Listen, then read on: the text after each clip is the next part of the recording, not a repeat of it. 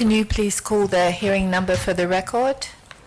This is Commission hearing number 16 of Monday, 14th October, in the case of 007 Ange de la Biche, case 0016 Brian Victor, case 0056 Elizabeth family, case 0142 Hoffman family, case 0014 Holden Pierre. And can you call the next witness, please? Miss Bernadette Paul Louis.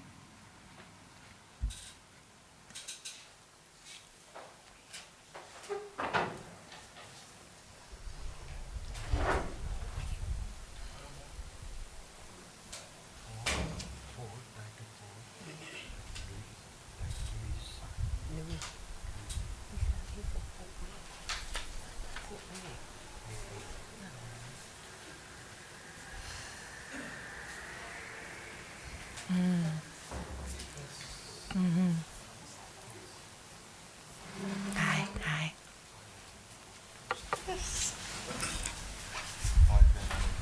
I, Bernadette Paul, swear that the evidence I shall give shall be the truth, the whole truth, and nothing but the truth. So help me God. Okay. Thank you, Mrs. Port-Louis, for appearing before the Commission today, and I'm sorry that you were delayed. We ran over time, so I'm sorry about that. So you have come forward of yourself towards the Commission because you held the position of personal assistant to the President since 1978, President Rene, and prior to that you were his law secretary. And you've come forward to provide some clarification regarding the proceeds of the farm that Mr. Labiche in case 007 spoke about, and in particular the suggestion that he made there that the proceeds from the sale of the farm produce went to the wife of the then president. And you were in a position to know that's not true, and you felt it was important to come forward and tell us about that. So I leave the floor to you. Thank you. Yes. Anyway, thank you. Good afternoon, Commissioners. Thank you for having me. Well, there was no farm. It was not a farm as such, but they did that to learn self-sufficiency, you know, because soldiers, when they're not at war, when they are at peace, there's no war, they have to do something else, and they were all unskilled. They were there they learned some skills. They were taught some skills. But anyway, yes, there was some. They did rear some animals, some chicken. There were some pigs, some cows, I believe, and probably they did grow some vegetable. But these things were sold. It is true they were sold to SMB because at the time there was only SMB. There was no other big shops to take these things. And I think there was one other shop that would take some eggs at times. So everything was sent to this shop, and all the proceeds all the money that came in, they came by check, and they were all handed over to me, and they were banked in Nouveau Bank. We had a bank account for all those things, and the bank account was called Army Construction Account. It had nothing to do with farm because they were not farmers. It was not really a farm. It was actually the money from that proceeds also went back to the farm because the vegetables also were consumed by the army camp. Everything went back to them. So nothing went to Mrs. Rene or anybody else for that matter. The Army Construction Fund, what would that money be used for? Okay. That money was used to buy food for pig meal, chicken feed. They would buy day-old chicks. They would pay, it would pay for the vet, because the vet had to come up and give injections to the little chicks and examine the cows and pigs and all that when they gave birth or whatever. And it was used also to buy equipment for the army camp, because at the time it was still new they were still constructing the place, and they had to do a lot of, put a lot of infrastructure. They had to build, okay, they had to make some pigsties, chicken coops, and all that. And also, there were some machineries at the camp, like dumpers. There was a carpentry workshop. Some of them were taught carpentry when they were free. There was a mechanic garage to maintain the vehicles of the army that was there. Okay? So whenever they needed spares for these equipments, we bought spares from this account. So it all went back to them. And also, every month, the soldiers who were up there were given a bonus of 500 rupees from this account if they did not a wall. So if they were given 500 rupees, if they are wall once, 100 rupees were cut off. If they are walled more than 5 times, they didn't get anything. So it was only to encourage them not to a wall, not to be absent from their work, not to, leave the camp.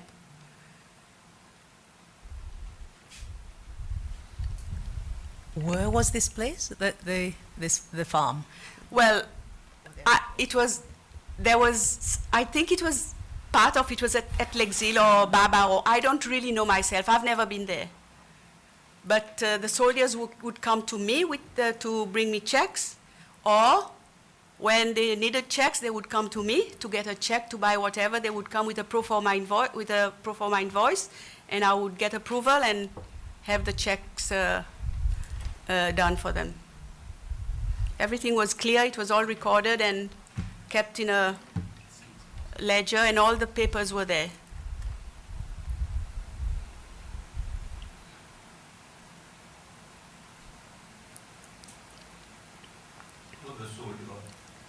Good afternoon.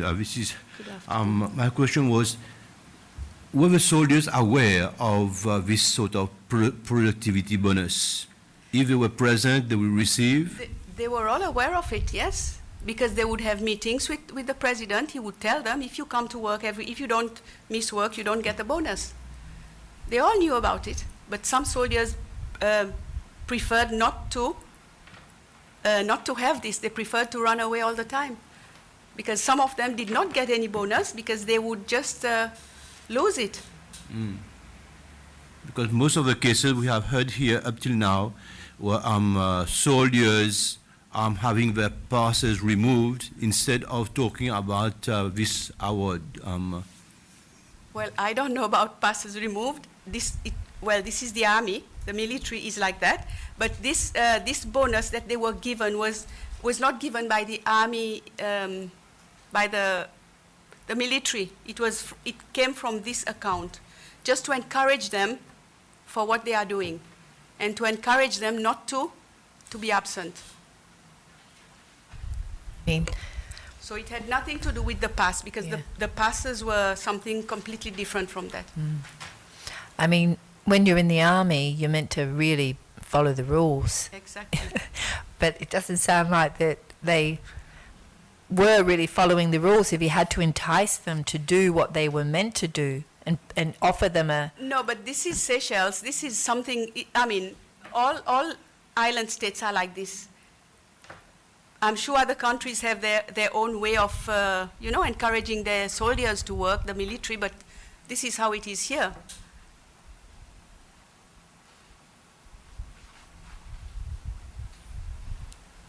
Are you aware about the percentage of soldiers who were working on the farm who benefited? What would be the percentage? Well, there were not many soldiers up there. There were not many soldiers that were involved on that. I can't remember the number on the list, but there were not very many. No. And was this a voluntary thing, or were they all obliged to go through that as part of their training process? Well, I don't know. I'm not sure, but I think it was part of their training, not training process per se, but to teach them self-sufficiency, because at that time we had to import everything. We didn't have vegetables here. We're just starting, you know. The president was just getting them to start working the soil, grow your own food. You know, this is how it was. Madame And at the Paul, same time, they were eating this vegetable themselves. They were consuming these things. bonsoir, Madame Paul. Bonjour. Je vous dis en créole pour dire que vous comprenez bien. Si vous comprenez bien. De manière où vous pouvez expliquer, c'est massive production, because ça l'argent tu peux servir dans different purposes. Point ici, mettre là-bas, acheter l'équipement avec, acheter l'autre. So, on peut dire que n'a pas assez de soldats, il vient une petite contradiction. Oui, non, mais il partit massif comme ça. Pareil, ils ont un dumper.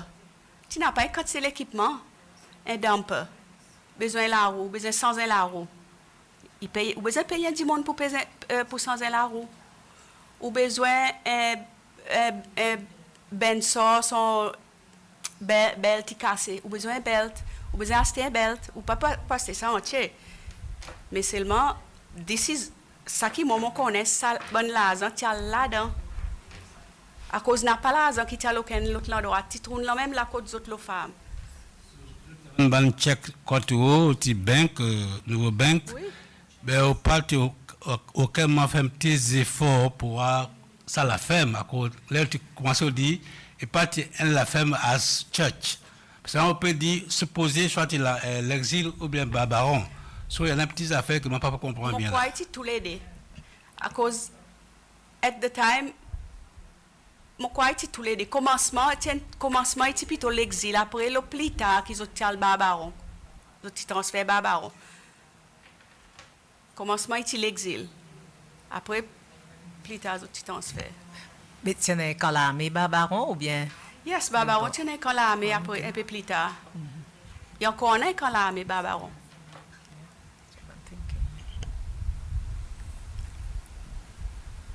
Madame, pour lui, ça l'argent qui rentre dans sa army account, nouveau banque, lesquels du monde qui se manage sa account là? OK.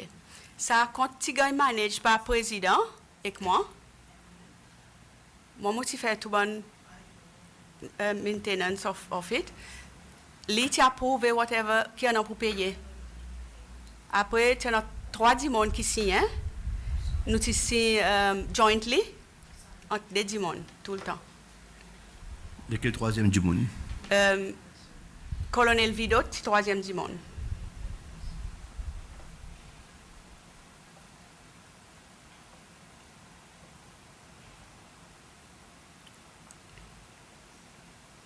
So, dans place ou dans l'armée ou dans place où elle fait tourner militaire plutôt dans l'agriculture.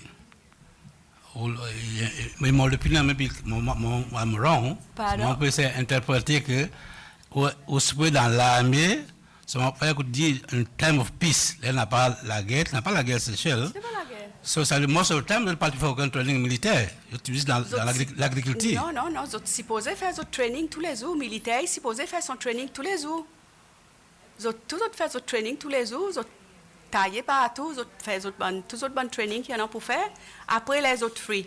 Ils ont besoin d'apprendre quelque chose, un métier. Il y en a qui peuvent apprendre maçon. Il y en a qui apprennent électricien. Il y en a qui font charpentier. À cause de tes besoins, tu peux montrer les autres. Tu as encore zen, maman. Comme si tu as encore zen du monde, tu n'as pas beaucoup de travail, ça l'est en Seychelles. Présent, tu as besoin d'apprendre un métier, si vous sortez de l'armée, quand tu peux aller, ou pas, il y a besoin d'apprendre un métier? So, c'est skill building.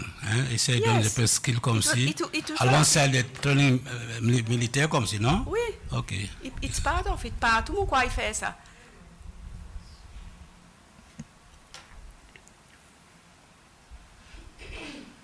So I think the point of your evidence is that this fund was a legitimate fund that went back into this farm, that helped support the skill development of these people on the farm, and there was nothing untoward. So that allegation that had been implied from that evidence, that this was a fund for the wife of the then president, is not true. So very Yeah, not true. No, yeah, yeah. not true at all. It's blatant. I mean, I don't think he was saying he knew that. He was being asked, well, you know, what happened? And then he said, well, I don't know. Well, I suppose, you know, so yeah, he drew his own inference. He wasn't saying it was a fact that he knew. But then there was a team of people also who were, a team of civilians who worked there. There was a plumber, carpenter, mason.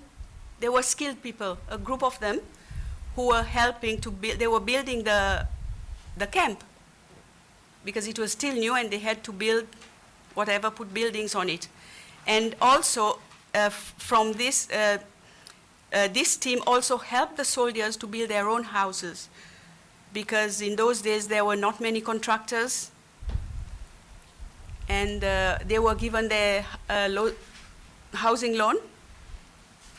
The army construction would help them, would give them this team, and some soldiers would go and work, you know, help build each other's houses.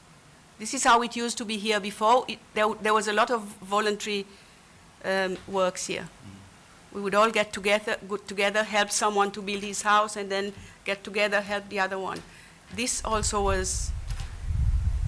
went towards that. And these civilians, they were paid a salary. Their social security and pension fund were paid for them. If you go to pension fund, you will probably see that army construction was employing some civilians.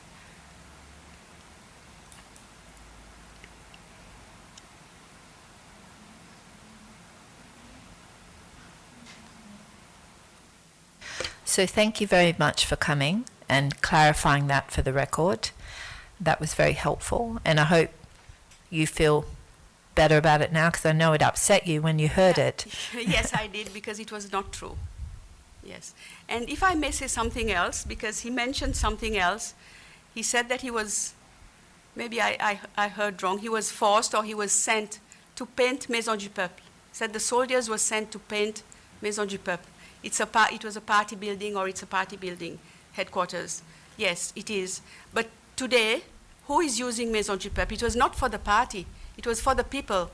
Because when we construct something, we construct it for the generations to come, for the people to use it.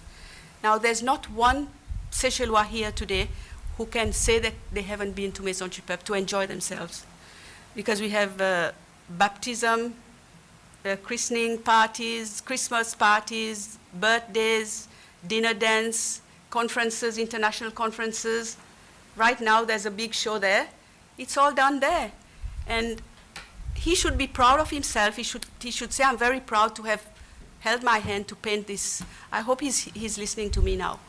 Because there's a negative attitude that we need to change here. We feel that if we do something, it's for somebody. No, because this President Rene went, he's dead. He went, he didn't take a piece of this to take with him. It's all here for us to use, for our children and our children's children.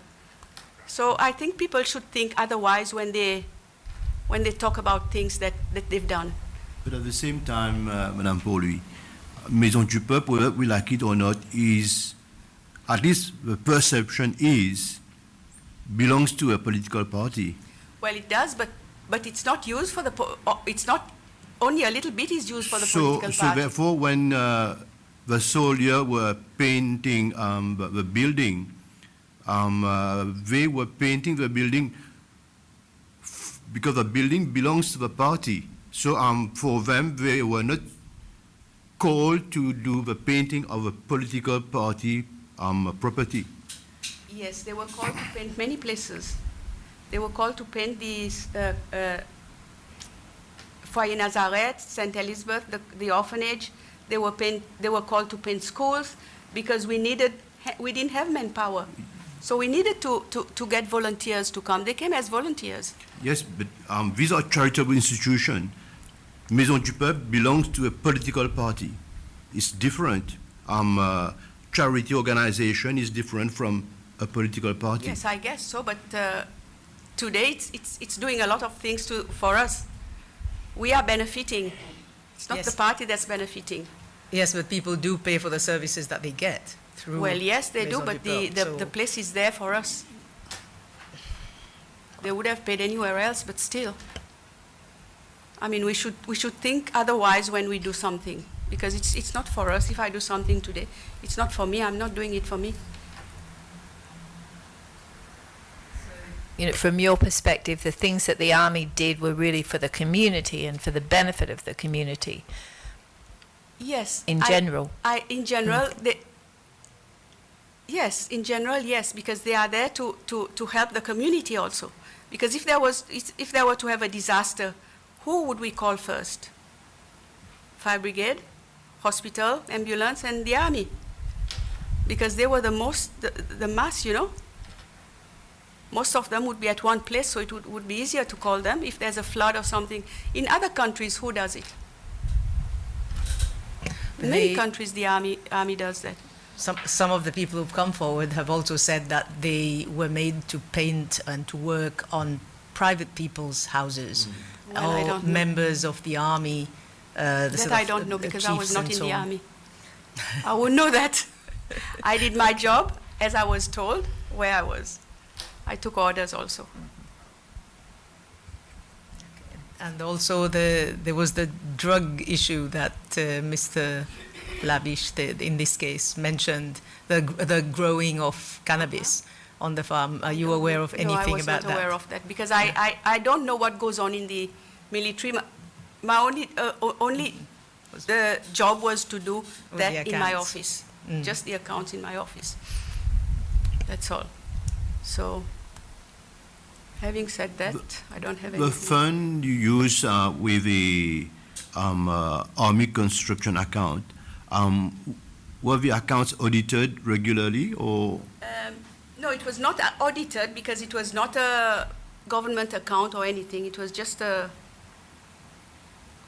So you private thing. were not answerable to anybody? No. I was answerable to the president himself, that's all. But he knew everything what was going on, because he had to give approval. He had to sign the checks first before me. First, he had to give approval to, you know, for whatever we had to do. We had to pay. Yeah.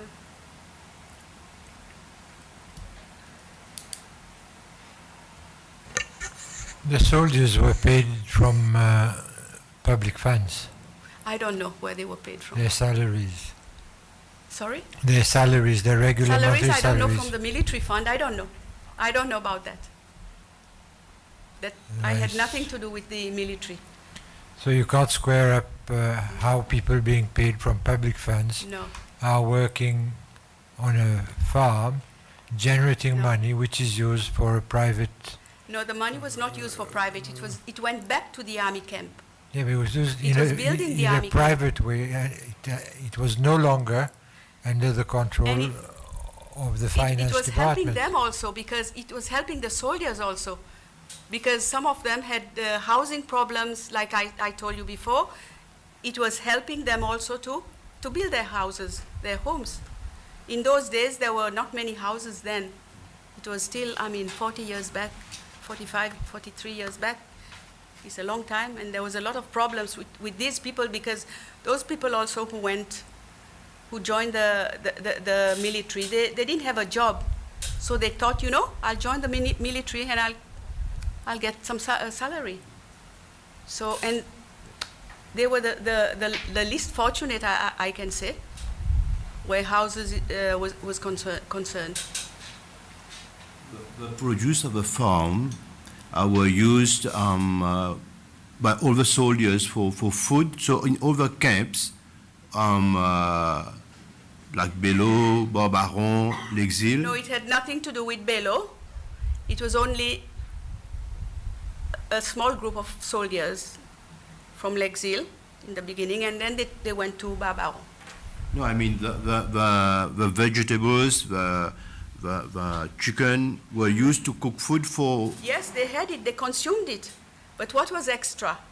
They sold, and they got the money back to help them in other places. So all the soldiers benefited from. They all benefited from it. They all benefited because they were eating their own sweat. Yeah. Mm. At the same time, they were taught how to do it, how to rear animals, how to, grow vegetables. I don't think they grew a lot of vegetables, but however, whatever they did, it was teaching them also. I'm sure today there are ex-soldiers who are farmers or whatever.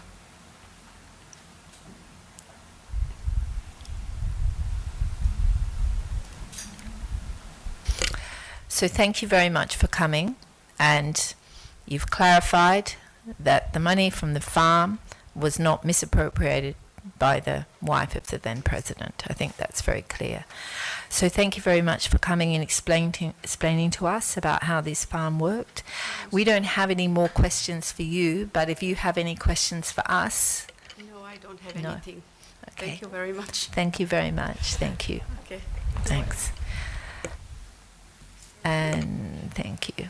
Can you call the next witness, please? Mr. Paul Chow.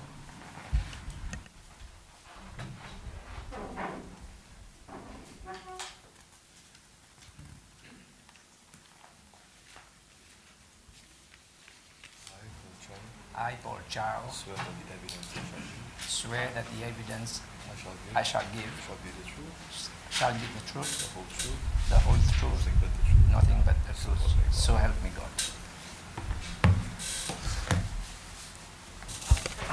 Thank you very much, Mr. Chow, for appearing before us again. We had a lot of information from you the first time we saw you, and we understand you have a lot more information. I don't know if you watched earlier today, we had Mr. Ian Withers on Skype. Yes, I did. Yeah, I was you did. spellbound by his. Yeah. So I thought it would be interesting to see what you had to say about Yeah.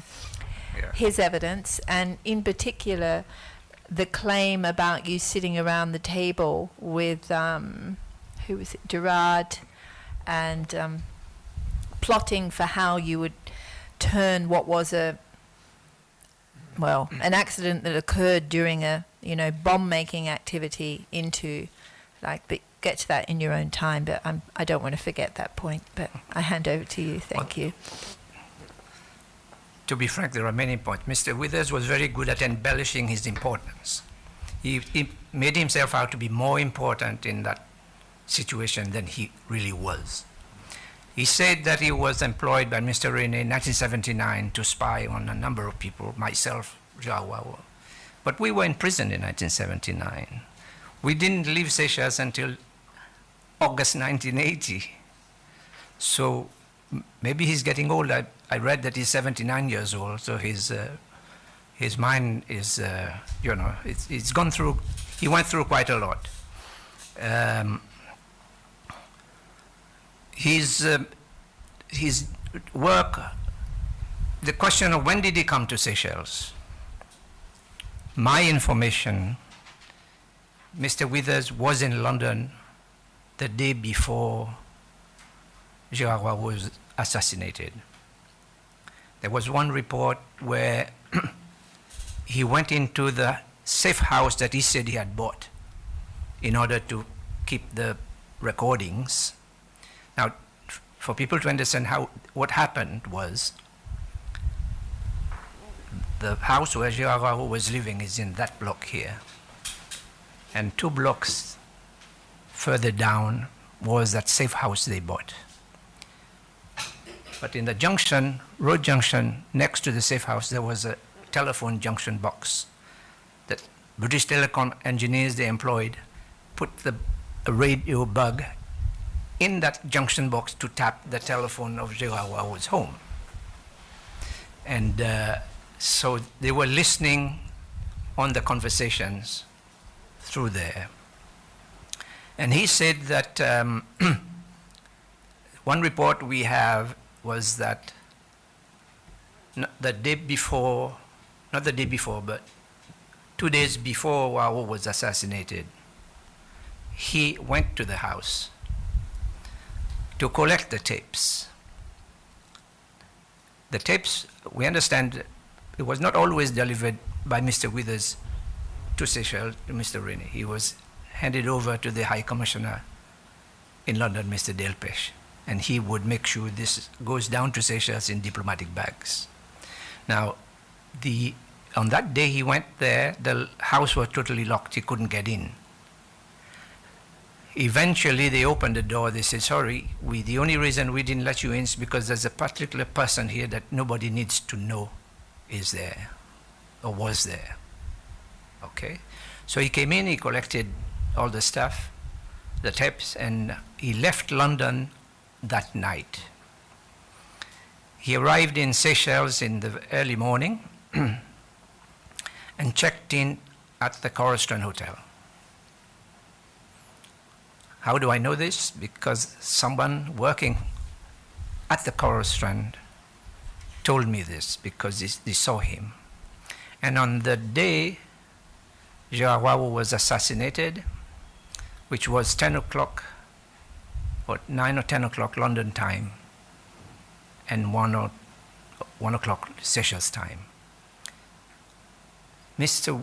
Withers, at about 3 o'clock Seychelles time, was having tea at the bar of the Coral Strand, the beach bar, with one of the persons working at the Coral Strand. And after a while, a waitress arrived and said, there's a phone call for you.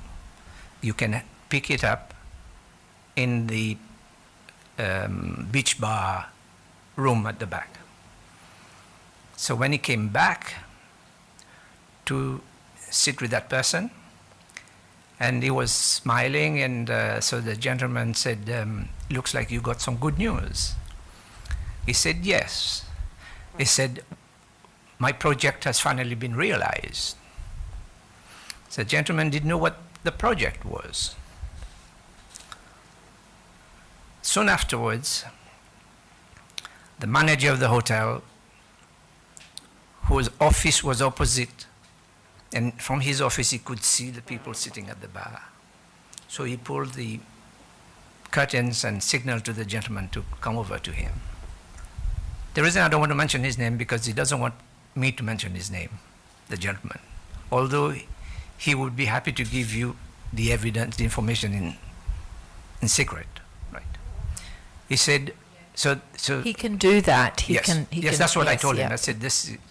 So the manager called the gentleman over, and as he was passing by the reception, he went to the telephone operator, because the hotels have a telephone operators.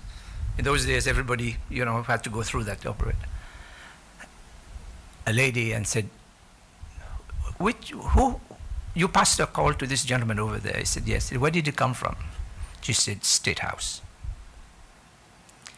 And so he went, this gentleman told me the story, went over to the manager. The manager said, we just got bad news. Joao has been assassinated. They all knew Joao. So he said, we just heard the news that he was assassinated. So Withers was informed that the assassination had taken place, and he was happy about it. It is possibly that he possibly doesn't know who actually did the killing or the final arrangements for it, but he knew there was going to be this assassination. Because the reason Joao was bugged at that time was to make sure they know where he was each and every time, in order that when they actually carried out the mission to kill him, they would know exactly what to do and where to go. So I just thought I'd correct that impression he was giving. But when he arrived in Seychelles on that day, he never left. Until 1992, when we returned to Seychelles.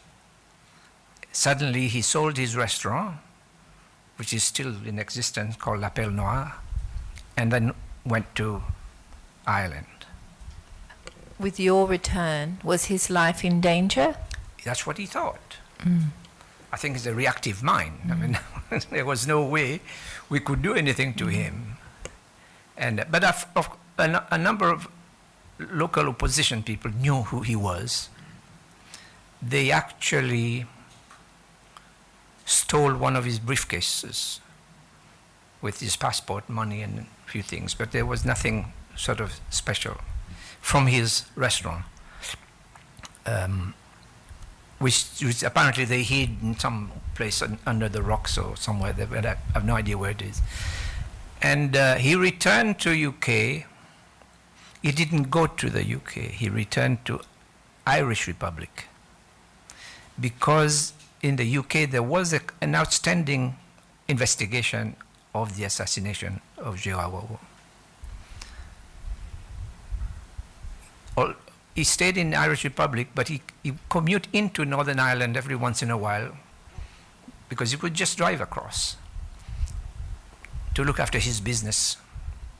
And but the Scotland Yard had not been interested in interviewing Mr. Withers until a new director of Scotland Yard was appointed a couple of years ago. And this lady gave orders that all outstanding cases not solved has to do something about it. And they found out that in the file they had the names of Mr. Withers, Mr. Ritchie, and a few other people, and there was not one statement from them. Nobody had interviewed them. That is why the Scotland Yard arrested Mr. Withers. Mr. Withers was followed until he arrived in Northern Ireland at his office in his private house over the weekend, and they arrested him, brought him to London for questioning. He didn't volunteer. So, of course, they don't have they have information but not evidence. Last year, soon after this incident of Mr. Withers, Can I ask, how do you know this? How do you know this information? Were you following him, or you got your own spy networks out there? well, first of all, Theo's arrest was in all the papers.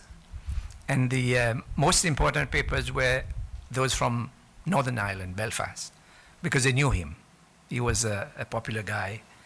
And in the sense that he very controversial. He had done a lot of dirty works for various agencies. Then, so he was arrested and questioned for 36 hours and then released because they didn't have any other evidence. And soon after Mr. Withers was arrested, I was contacted by an officer of Seychelles police force to say that there was a Scotland Yard officer based in Johannesburg who was coming to Seychelles and he wants to interview you. So I was able to add further information to the things they discovered with Mr. Withers. But I presume now he can go back to Northern Ireland and actually settle for good, because there is technically no case, although the last article I read soon after his arrest was that although he had been released, he was still under investigation for the murder. Now, in terms of the, he said he didn't, he wasn't there, therefore he was in the UK, so he gave the contract to some other agent to bug Chow. He was there. He knew exactly what he was giving orders, and this was revealed in a case where the people who bugged Chow were arrested by the police, Scotland Yard, because one of the bugs which they placed was on an electric pole opposite the house of Mr. Edmond Camille, who was one of our associates. But he made the mistake of climbing the electricity pole to remove the bug on the day of the murder. And he didn't make the mistake. No, he didn't reach there because the police had surrounded the place. So they tested the areas around and found out there was a bug in that pole, and they picked it up, and they traced where the bug was purchased and who purchased it. It was purchased by one of the British Telecom engineers. Now, so in that, Chow was supposed to be going to another part of London with me because we were opening an office for the MPR. At that time, we had changed it into a party called Seychelles National Party. But that morning, when I called him, he said, "Don't bother to collect me because I will be at the doctor's and I don't know what time I'd finish, but I'm going to have a lift at one of the relatives of the person he was living with, and he will drive me down." But the day before he was supposed to go to, or 3 days before he was supposed to go to the doctor, a particular gentleman in Seychelles arrived in Hamburg and called him. A friend of ours, we all knew him. He said, "Look, I've got some money for you. Come to Hamburg and collect it." Mr. Wow said, "Sorry, I've got to have an appointment with the doctor tomorrow, so I will send Paul Chow." He said, no, it's got to be you. Nobody else but you. So he ended up changing his appointment and took the plane early in the morning, went to Hamburg to collect the money, $25,000. And then on the way back at night, I was to collect him at Heathrow, but the plane was always in delay because the traffic was very heavy. At any rate, he took a taxi and went home. So that information of his change in schedule to see the doctors and everything was picked up by the telephone bugging. So they knew when he was going to be there, what time he was going to be back. And he was assassinated on his way back to the house. As he was about to open the door, the assassin on the other side of the road called his name. He turned around and he fired the machine gun. 11 bullets hit him, 11 bullets. The bullet that killed him went through his nose and into his brain. Nobody knows who the actual assassin is, but the gentleman took cover in the garden of the house opposite, which belonged to an Asian family. And the wife, who wasn't working and staying at home, told the police that she saw someone outside. She wasn't sure who he was, but he wasn't a white gentleman. And if you live in a multiracial society like ours, it takes another person of different ethnicity to understand the other people, right? But she was very sure it wasn't a white gentleman. It was someone sort of anyway, and so the gentleman disappeared and went away. She heard the shots? Yes, she did. Yes, she heard it. Yeah, but she wasn't paying attention to that side of the house because her kitchen was more facing the back of the house, whereas the garden was facing the roadside of the house. 11 bullets shooting out. Yes, I from believe a the machine magazine gun takes 45. In a residential area must have caused quite a commotion. Well, everybody was working at that time. I mean, it was a weekday, and most people were not at home. So only a few houses where people. As far as I know, the only person I know that was sort of there was that lady on the other side, where the guy was hiding in his garden. And what happened to the money? The money, Gerard brought the money, and the money was there. I mean, I don't know what happened to it. So, I mean, with all the commotion, you don't bother about that, you know. Why? In our Skype interview, it was said that Mr. Ogilvy was in London at the time of assassination. Can you prove that? Who? Mr. Ogilvy Bellery. Oh, this is the first time I heard that. Yeah. I wasn't. I'm asking you because you were so well informed. Yes, that's the first time I've heard that. I've never heard of it before. And not surprising. I mean, he was a minister, he would have diplomatic cover and all that stuff, so nobody would know that he was in town. But I personally, the only reason he would come to town is just to make sure with us everything was correct, was right for the actual event.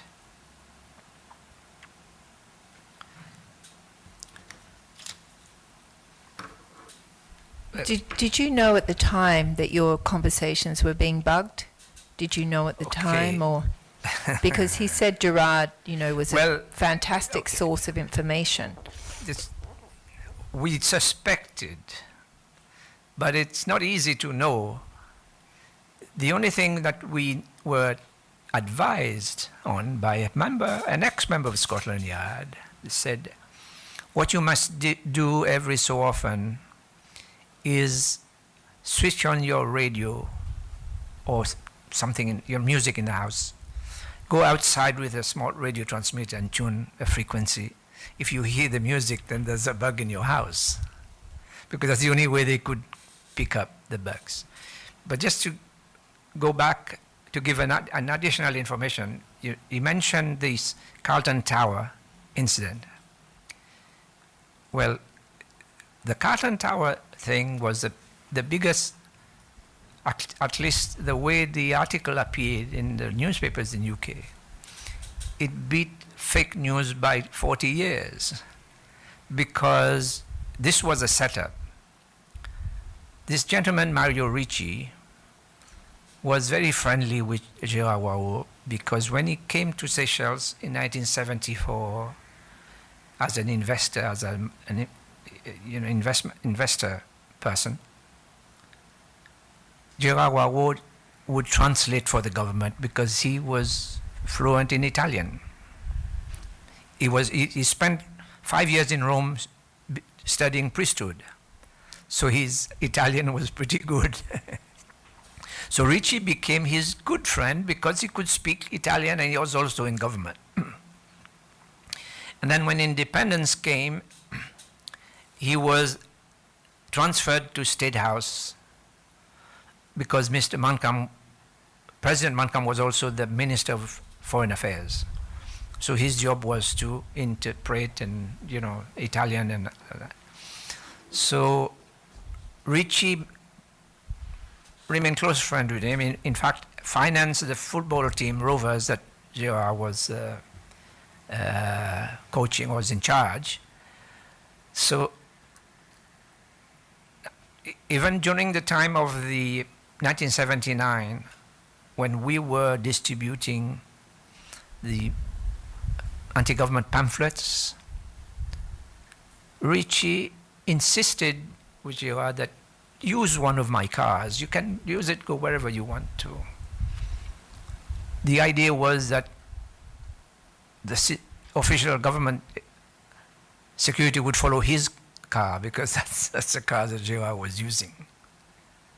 So we became a little bit suspicious at that time that maybe he was working for the government. But he always confessed. He said, look, I'm a businessman, I need to protect my business, but we are friends. But to protect his business at that time, you'd have to be loyal to the government, no? Or they? It was early years then. I mean, it wasn't. Some people just abandoned and went. Didn't want to take risks. But he was here. Mr. Ricci's record. Mr. Withers gives Mr. Ricci's record as a successful businessman. Now, what we found out was that Mr. Ricci spent 9 months in prison for selling fake Swiss francs. What do you call it? So he was part of a bit of a criminal background. Counterfeit money. Counterfeit money, that's the word, counterfeit. And then he went to Mogadishu. At that time, Somalia was still, a country, not a broken country, before Siad Barre came to power. And he set up a business there. He made, because Somalia was more an Italian sort of enclave. And during the war, it was an Italian colony, so to speak. So he made quite a bit of money. And from there, in 1974, he came to Seychelles and set up a company to do construction. And so after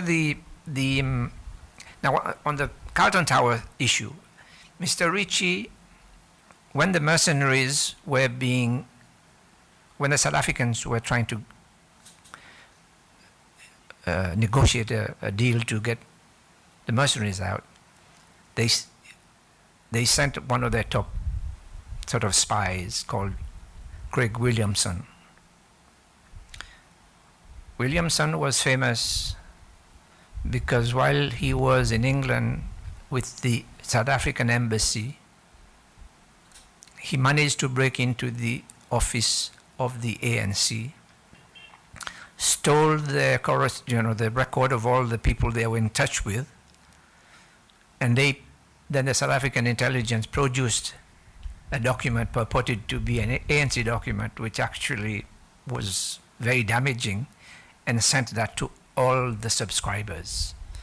And so he was known for that, for doing that. Eventually he had to leave London because there was pressure from the African governments to get rid of him. Craig Williamson came to Seychelles to find out how he can negotiate the release of the mercenaries. Obviously, he found out the right man he should contact was Mario Ritchie. And at that time, Mario Ritchie also had purchased a hotel which used to be called the Danzil Hotel, right at the end of Belhomme.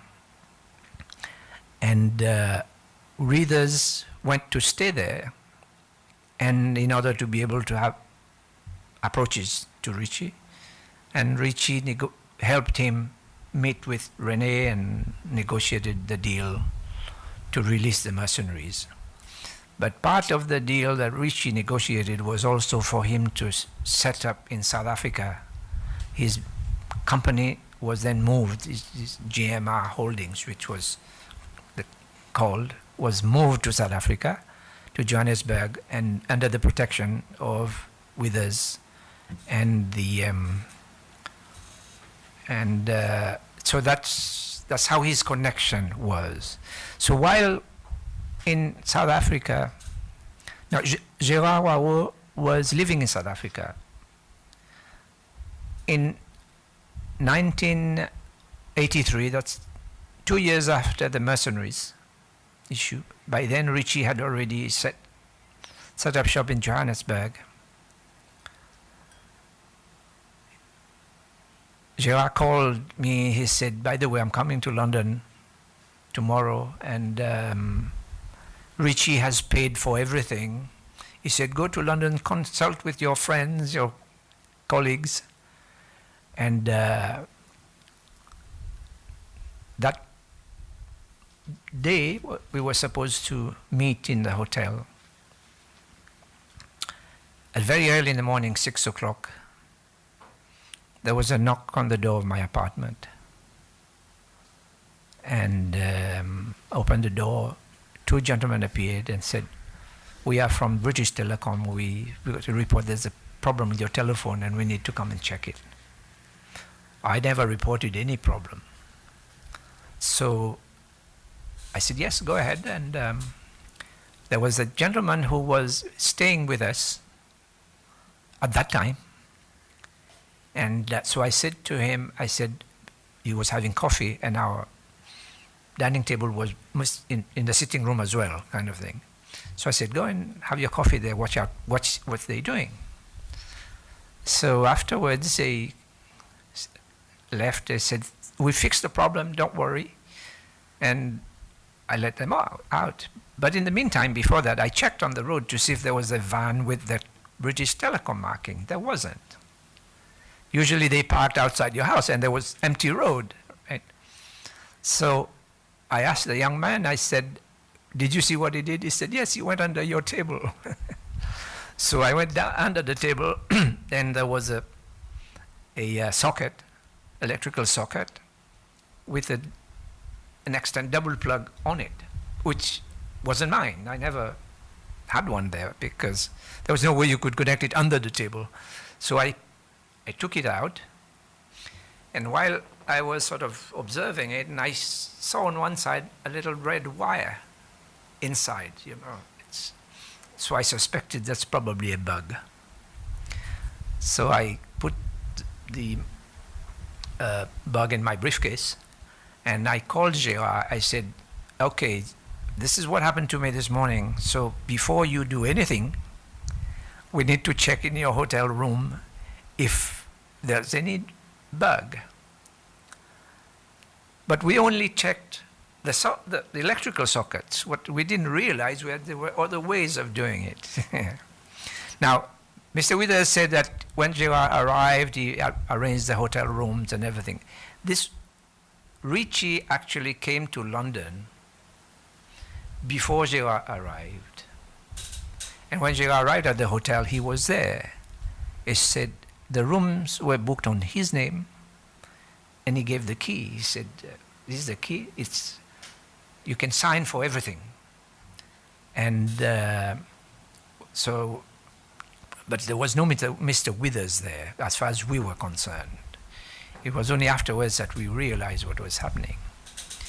The only problem is that one of our colleagues, Mr. Edmond Camille, he told me, don't worry, I've checked everything in the room, everything is clean, nothing to worry about. But I was suspicious. So I said to Gérard, I said, before we speak anything of consequence, we should put the radio very loud. And then we can sit next to each other on the bed and we say what we have to say. So, but the only thing we didn't take into consideration was that the bug was in the mouthpiece of the telephone. And there were two telephone handsets in the room, one near the bed and one in the toilet. So this is why when they played the tapes in Seychelles, they said even when they're in the toilet, we know what they're doing because you could hear the toilets flushing. And so they collected the tapes. They recorded the conversations in the next door room, which they had booked. But also, they had paid a journalist from the Sunday Times called Barry Penrose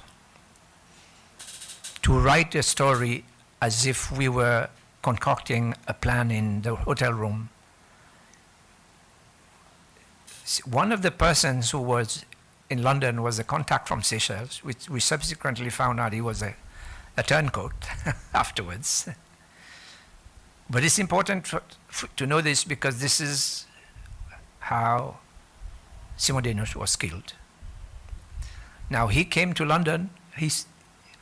Afterwards, of course, when we were analyzing, we realized what he said to Gérard, I'm arriving in London tomorrow. Coincidentally, Gérard was in London. So it was all a setup for him to come. But he was the chief postmaster. And he had agreed that we would send our leaflets from London, whatever we did, through him in Seychelles.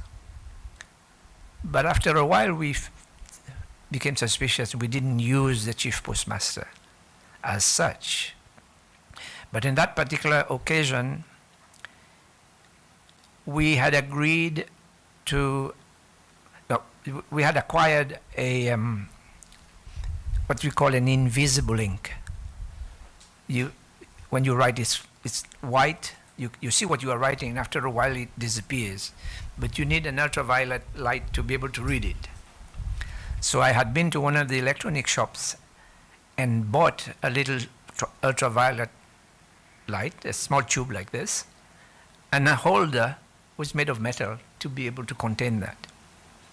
So I brought this to the room, and I emptied the plastic bag with that holder, not with a tube because it will break, but the metal holder, and it made a noise, you know. So from the tape, the noise appeared like you are cocking an AK-47. And that's what the newspaper sold to the public that we were planning, and there was no planning. I mean, we didn't plan anything. The only conversations he picked up were conversations on the telephone, not conversations in the room between us, because I made sure that, except when a few other people came, like Mr. Moncombe, I think, paid a visit, we didn't want to tell him. But he was not planning anything from his point of view. He was not interested in any coup d'etat or things like that. So when this story came out in this paper, did the police come to speak to you, or? Oh, yes. I was picked up the next morning at 6 o'clock. Myself, Gérard, and my other colleague, Edmond Wao, we were detained in the most high security jail in London for the IRA, which happens to be where once you're down there, nobody can get access to you. But we were held for 36 hours.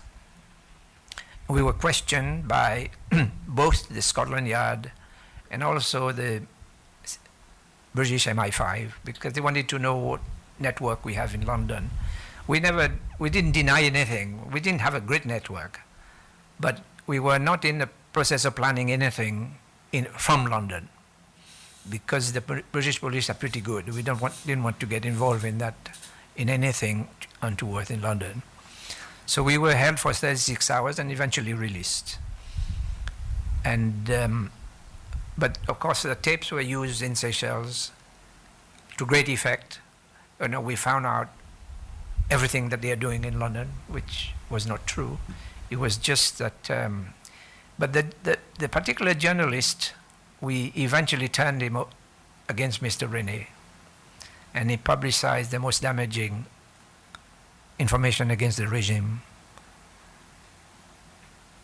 Not shortly, but maybe a year or so after that, we met with the lawyer for Sunday Times, who was defending the Sunday Times against a defamation case brought by Mr. Moncombe. So we were approached by the lawyer. He said, "Can you help my client on this defamation case?" The client was the particular journalist. So we said, "What's in it for us? Why should we do this for you?" We said, "It's up to you. What do you think?" He said, "We want Mr. Withers to write the truth about Seychelles. What kind of regime is over there?" He said, "Okay, we'll make sure." I said, "But how do we know he's going to do it?" He said, "It's my word. I'm the lawyer." He's a very well-known lawyer in London, big firm. He said, "I will give you my word. I'll write it down, everything, so that Mr. Withers must conform." Mr. Penrose wrote, sorry, Mr. Penrose. So shortly afterwards, Mr. Ritchie organized an international press conference in Seychelles, because we had penetrated most of the important newspapers in London, USA, everywhere, to expose the Seychelles, and this was having a bad effect. So Ritchie said we should invite all these journalists, we'll tell them exactly what is going on in Seychelles. So when we heard there was going to be a press conference, we called Mr. Withers. We said, "You are going to Seychelles for that press conference, so we look forward to your article." He said, "What?" He said, "What press conference?" So we told him about it. He said he's not aware. So he called Mr. René, because he had his private telephone number. And then he called us back. He said, "I got Mr. René." He said, "Yes, you're invited. You should come down." So we gave him details of a few political prisoners being held in a particular local police cell. Mr. Jean Dinguel and Mr. young ex-soldier who had lost a leg during the mutiny, Thion, Mr. Barry Thion. We gave him the name of the police station, everything. So at the press conference, he asked Mr. Renif, do you have any political prisoners? Mr. Renif said no. He said, would you give permission for me to visit all the cells? He said, yes, you can visit all the cells you want. And probably not realizing that Mr. Dingwall was being held over there. So the journalist went straight there and got permission to go, and they opened the cells, and Mr. Dingwall and Mr. Barry Tion was standing by the door, and they took a colorful photograph. This appeared in the Sunday Times magazine of the UK the following week. The magazine the circulation was 6 million copies a week. So the publicity was pretty damaging from our point of view. So Mr. Penrose kept his word, and of course Mr. Mancom didn't realize that we had done this, but we said we did it for the good of the country, whichever way he would want to look at it. And so the Carlton Tower episode was totally made up. It was a thing that was set up. And while Gerard Wawo was in the Carlton Tower, the government of South Africa cancelled his resident permit. That was the deal for the mercenaries. One of the deals. He got a call from his home that they've received a letter, his permit has been cancelled, so he cannot come back to South Africa. So that was when I put him up at home in the meantime while he found other ways, accommodation. So that was the role of Mr. Ritchie. I'm not sure that Mr. Withers really knew about that bit of the arrangement, although he did the normal work in London, and he tried to penetrate us. I remember once we got a call from someone who said he could help us with Seychelles, and can we meet you tomorrow? So we said, okay. We gave him the name of a hotel in central London to meet the next day at lunchtime. Except when he arrived at the hotel had been shut down for repairs. So I think Mr. Withers probably thought that we had taken him for a ride because we gave him a hotel that was not operational. Except we didn't know that, but it purely fortuitous that is what happened. So he never made contact with us. They never made contact with us. We worked on the basis that we were followed. For example, when we were standing on the train platform, we would always stand with our back to the wall, never in front, until the trainers arrived, just in case someone would come along and push you on the tracks or something. Yeah. So we took some normal precautions. The only thing we didn't expect was that they would actually organize an assassination in London. That we never thought they would do this. And so there must have been a certain amount of desperation for this. But Gerard Wawo was assassinated in November 85. In April 85, when I was with him at where he was staying, a call came in. I picked up the phone, which was in the kitchen, and Mr. Ritchie was on the line. And I called Gerard, I said, Ritchie's on the line. He spoke for about 10, 15 minutes, and then Gerard put the phone down. I said, what's the score? He said, well, Ritchie said, I'm a businessman. I need to protect my business in Seychelles. I'm going to make sure that, so I just want to tell you that from now on, we are no longer friends. so I won't be dealing with you. That was in April.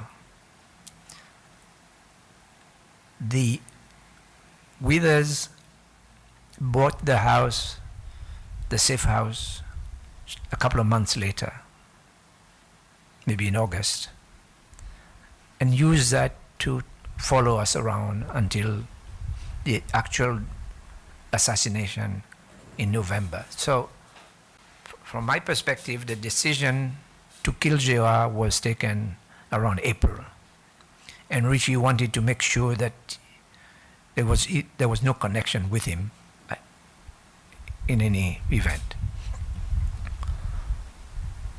So, because I remember saying to Chow when, after the phone call, I said, you know what that means?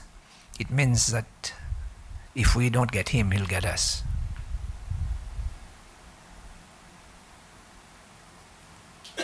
Sounds a bit. What do you mean by get? No, Get if him? we- well, like if- kill him? If we don't reach the point of overthrowing Rene, Right. something will happen to us. Okay. Before, Yeah. if we don't do it before, Right.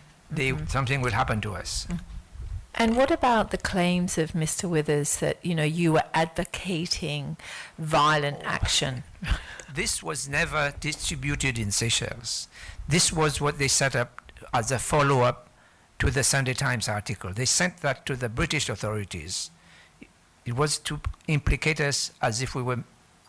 It's probably the reason why the anti-terrorist court came to arrest us, because they had those documents that gave the impression we were terrorists. So you didn't design and make those documents no, telling people how to make a Molotov cocktail? No. No, we would never do that. I mean, otherwise where would we stay if something Who had happened? produced them, do you think? Sorry? Who had produced them?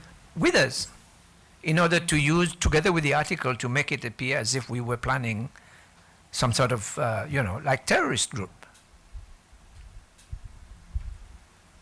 That was part of the conspiracy.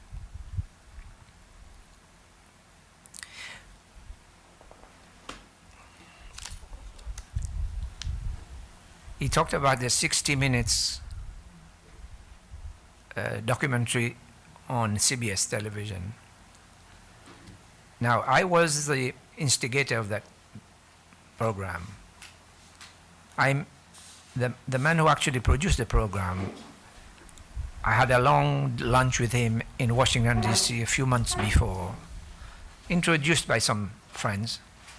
So I suggested to him that he should go to Seychelles, find out what is going on, and do an art thing for the CBS, because CBS was the most watched Sunday evening, the 60 Minutes was the most watched Sunday evening programs. And so before he left for Seychelles, he called me, he said, I'm going to Seychelles, and I will stop by in London and we'll have a chat, because he had to fly from London. And on the way back, I'll call you again and we'll have a chat. He's actually died, this reporter, about a year or so ago. So he went to Seychelles and filmed various bits and pieces and covered the program, but a lot of the background information I had given him. So he was able to ask the right questions or interpret these things. So on the way back, he told me a few things that he found out, and could I clarify, and I clarified for him. And the program was, I don't have a copy of that program, but in those days it was not easy to actually get hold of it, except on a VHS cassette. So, but of course, when they heard about the program, they did everything to try and get the impression to the journalist by introducing Mr. Withers and all these people to give the good side of it. Little did they realize the gentleman had already been briefed by me on the various things that were happening in Seychelles. Bonsoir. I don't know if this question is correct, but I will just try to formulate it. During your time in Europe, have you ever attended any conference in Germany? The only conference I attended in Germany was organized by Dr. Maxime Ferrari. What was about? What was That this? was, well, it was after, just before Mr. Rennie announced the restoration of multi-party. Okay, Dr. Ferrari was working in Nairobi as director of the United Nations Environmental Program. When Dr. Ferrari left Seychelles in 1984, Gérard flew to Paris to meet with him. While in Paris, they met at a restaurant of a Frenchman called Jean Lallemand. Mr. Jean Lallemand had an investment in Seychelles, restaurant business, but his restaurant in France was very prominent on the main boulevard. And so while there, Mr. Jean Lallemand told him, he said, Gerard, Mr. Ritchie and Mr. Ogilvy we had organized for you to be assassinated in Paris. One gentleman flew from Seychelles to London to give us the impression that he was be able to help us and everything. And then another person who was in France went to Seychelles on holiday, made contact with him without our knowledge. I mean, it was only through him that we found out about this gentleman. And he said to us, he had come back to France, he said, this gentleman is coming to Paris. He wants to meet you. So we were not confident that this guy was genuine. So I told Gérard, I said, okay, you go by plane and I will take the ferry across. And then we'll book in a hotel, but we don't need to tell anybody where we are until we actually have settled there, including our friend who was organizing this with the other gentleman from Seychelles. And so we've eventually called the friend to find out where that Seychelles guy was. And he gave us his hotel name. And without any announcement or forewarned, we went to see him. And he was not in a very good state. He was smoking, and he didn't know what to tell us. He didn't have anything. So we said, well, in that case, we should go back to London. We can't stay in Paris. But Jean Lallemand subsequently told Gérard, when the day Mr. Ferrari met him there, he said that Mr. Ogilvy brought a gun to France, and Ritchie was organizing they had recruited an assassin and paid 10,000 francs in those days, and gave that assassin the gun. And this gentleman from Seychelles was going to show the assassin who Gérard was. Except it subsequently turned out that the assassin ran away with the gun and the money. So this never came to fruition. In any case, we had already taken some precautions, just so we, because we weren't sure what was going on.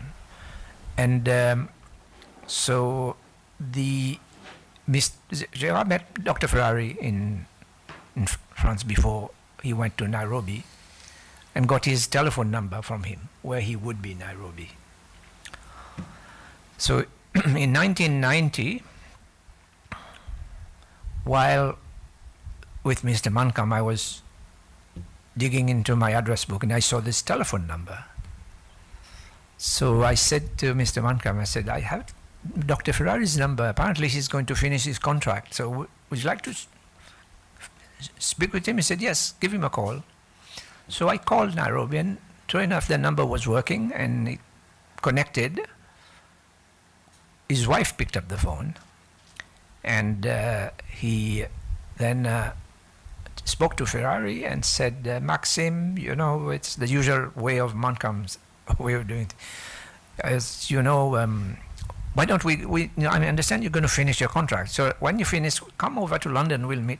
We've got to set up a movement to force Rene to organize elections. That's what he told him. They said, we should stand together. And afterwards, we can do politics separately if once we've got the, you know, free elections going. So Dr. Ferrari said, yes, I will be in London on in June. As it happened, the exact date he arrived in London was 5th of June, which was an irony. And met with Mr. Montcalm. But at that time in London, he was having a meeting with some of the exiles also. So, and then we found out that Dr. Ferrari had organized a meeting in Germany.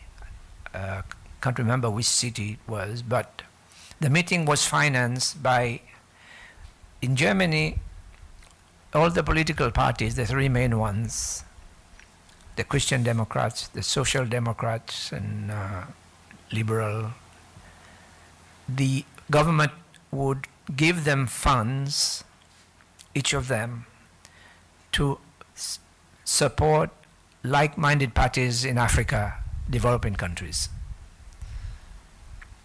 And Dr. Ferrari had communications with the gentleman representing the Social Democratic Party, and they agreed to finance the conference. So Dr. Ferrari then asked Mr. Montcalm if we would attend the conference. We said yes. So he made an invitation, except he didn't invite me. So Mr. Montcalm said, why don't you invite Paul Chow? He's been in the forefront, he's spoken publicly. So eventually I got an invitation. And when we got to Germany, Mr. Montcalm said to him, if you don't mind, I'm the ex-president, I'm the most important person as far as Seychelles is concerned, so I should be the one opening the conference. Which he agreed. But what he did not know was that we wrote the speech for Mr. Montcalm, me and my couple of associates.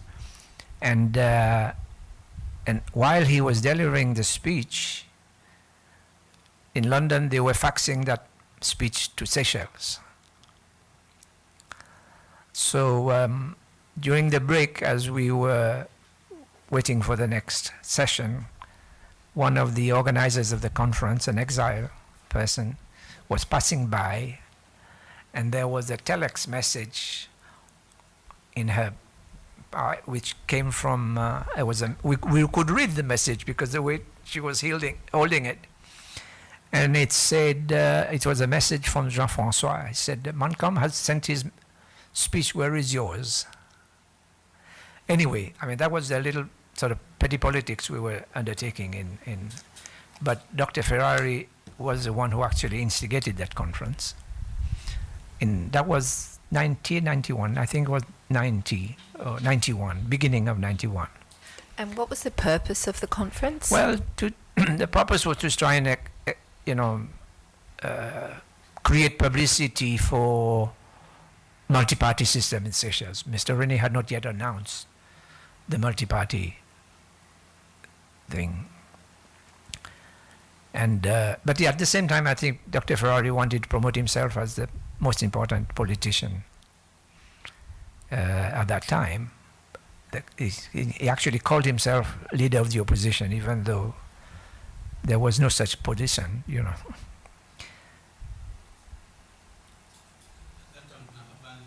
Politique un peu prominente dans le côté comme si un leader politique un peu prominente. Pas M. Jimo, M. Joubert, je ne pas attendre sa meeting? Non, pas gagné invité. Oui, non, par contre, peut-être M. Joubert, tu viens, on pas assuré seulement. D'après mon information, M. Joubert, il est là. Il est capable de là, oui, c'est moi. on croit Mr. Isis aussi, là. Oui, seulement, mon pas connaît si Mr. Jim aussi, là. Est-il là aussi? Ok, capable, ouais. Yeah. Non, il est possible, est-il là, oui. Mon pas rappel, seulement.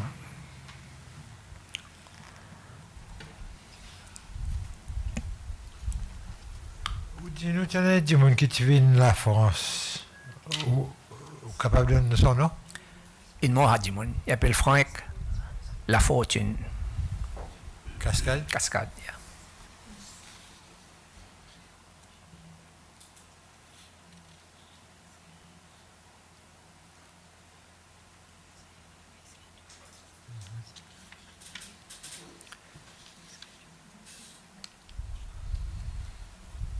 Seulement, Mr. Withers embellished his importance over the years. But also, he's 79 years old, so some of the events, he couldn't place it in exact, because some of them he heard about it, like the TRNUC incident. They said that Mr. TRNUC died because the bomb he was making exploded. That wasn't true.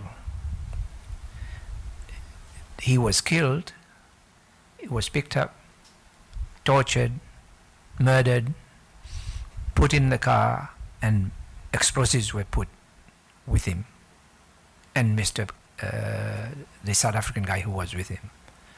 And they blew it up, and together with MPR leaflets, which they had, they collected a few of them, so they put it together to give the impression that they were building their own bomb and that it exploded. Do you know anyone who can give like evidence about that event? Anyone that from the inside that was involved in it, or the gentleman who could give you any evidence is dead, unfortunately. He was the double crosser. He was the one who actually double crossed TRNUC to the authorities. And he died not so long ago, and a horrible death. So I suppose had to pay his. But TRNUC, to be honest with you, TRNUC there was a plan to organize a few things with explosives. there was? Sorry, I missed that. Who? The dead man that would have been able to tell us something. The dead. Don't mention, Oh, yes, don't yeah. mention his name. I'll please. write it, yeah. Yeah. I'll write it for Yeah. you, yes. No, the thing is, Mike Asher was an explosive expert in the South African army. The plan was, from what I understand, I was not part of the organization, but I knew, there was going to be a handful of explosives smuggled into Seychelles, and they would create bombs to create havoc at setting up, not to kill people. I believe one of them was going to be in the toilet of the airport in the night when there was no flight, but only to show that the opposition is alive and well inside the country. And the gentleman who was to receive the explosives, to deliver the explosives, was the one who sold them to the authorities. In actual fact, this has never been known by anybody, so until now, Mike Asher was in Seychelles with his girlfriend. After the incident, the girlfriend wrote a full report of what happened and sent it to Zioa and myself. In the report, she said, after the explosion, the next day, I went to see the Commissioner of Police and asked for permission to see the remains so he could tell his family the situation. So the Commissioner of Police, Mr. Pile at that time, organized for her to go to the morgue and to see the remains. And unfortunately, I've lost that report. I had it with me, that letter she sent us. But in all the movie, it got displayed. But she said, when I went there, they pulled the trays out. They said there were 3 skulls, not 2. So you were talking about 1983, I think. No, it's 82, I think it was, when Simon Denous was killed. It's 182. I don't know. Anyway, it was after the rebellion, the army rebellion. There was one soldier who disappeared and nobody knows where he is. I mean, it just disappeared. One information we got from sources here was that he was being held at the army headquarters at Belo. As a gentleman said, the cells there were pretty small. You could virtually like torture, right? And apparently, Mr. Belwi came to see the prisoners at the Belo cells, and this gentleman was brought to him, and as he approached him and was about to talk to him, the soldiers spit in his face. And Mr. Belwi was wearing army boots and everything because they were in an emergency. Kicked him in his groin and damaged his bladder. But they never brought him to hospital. They kept him there, and he stayed. He virtually was bleeding from the bladder all the time. And so the supposition is that when they organized to blow up Denous, they put that guy in there as well. And they probably killed him as well and put him there so that there were 3 skulls. This lady would not have invented 3 skulls. She told us what she saw.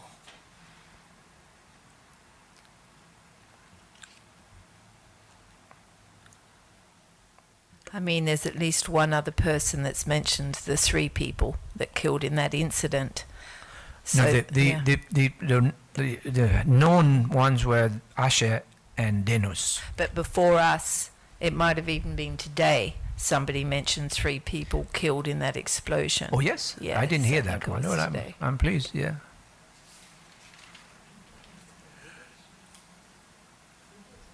It might have been Withers who said the 3 people. Who?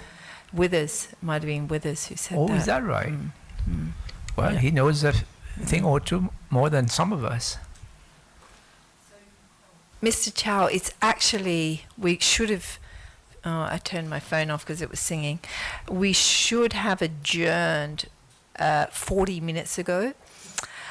So what I am proposing is that we adjourn now, but we will call you back in November. Will you be here in November? Yes, I'll be here. Okay, we will be sitting from the 4th of November for those 2 weeks, so we will schedule you in again because I think there's more information that we would like to get from you.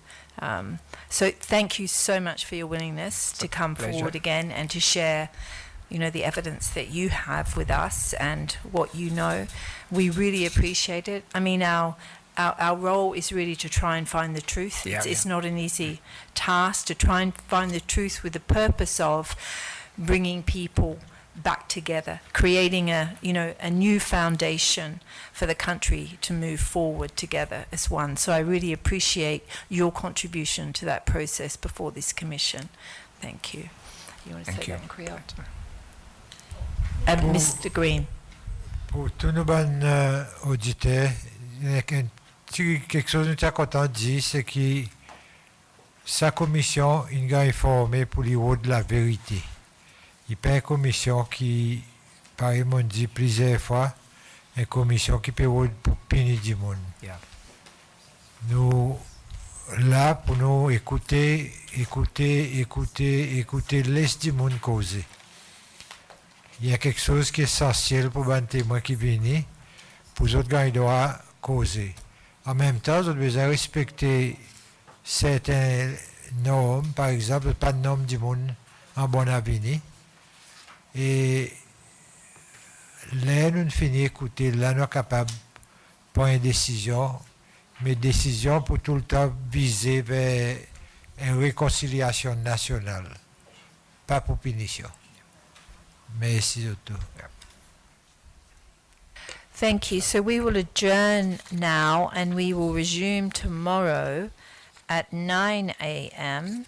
And I'm trying to think, I think where we will hear from the complainant in case 0056, the Elizabeth family. Thank you. We're adjourned. All rise.